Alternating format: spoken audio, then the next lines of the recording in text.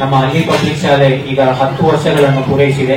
2014ನೇ ಇಸವಿಯಲ್ಲಿ ನಾವು ಪ್ರಾರಂಭಿಸಿದ್ದು. ಸೊ ನಮ್ಮ ಶಾಲೆಯ ಪ್ರಥಮ ಶಿಕ್ಷಕಿ ಅಂದ್ರೆ ಬಿಬಿ ಆಸಿಯಾ ಮ್ಯಾಮ್. ಅವರಿಗೆ ಜೋರಾಗಿ ಚಪ್ಪಾಳೆಯೊಂದಿಗೆ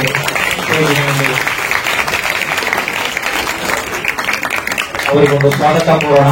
ಇವರು ನಮ್ಮ ಶಾಲೆಯ ಪ್ರಥಮ ಶಿಕ್ಷಕಿ. ತುಂಬಾ ಕಠಿಣ ಪರಿಶ್ರಮ ಮಾಡ್ತಾ ಇದ್ದಾರೆ.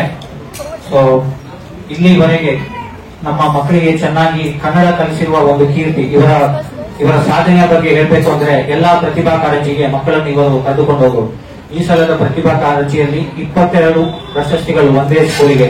ಅದು ಅಲ್ಲಿ ಪಬ್ಲಿಕ್ ಶಾಲೆಗೆ ಎಷ್ಟು ಪ್ರೈಸ್ ಬಂದಿದೆ? 22 ಅವಾರ್ಡ್ಸ್.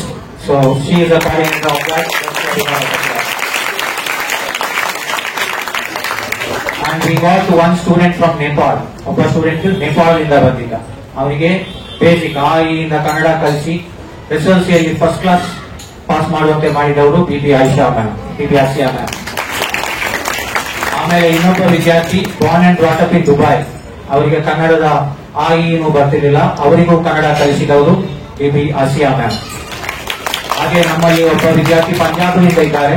ಲಾಸ್ಟ್ ವೀಕ್ ತಾನೇ ಆ ವಿದ್ಯಾರ್ಥಿ ಕನ್ನಡದಲ್ಲಿ ಸರಳವಾಗಿ ಅಚ್ಚ ಕನ್ನಡದಲ್ಲಿ ಭಾಷಣ ಮಾಡಿರುವವರು ಬಿಬಿ ಆಸಿಯಾ ಮ್ಯಾಮ್.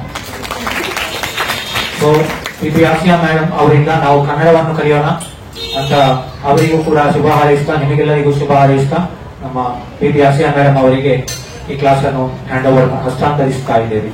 ಇನ್ಶಾ ಅಲ್ಲಾಹ್.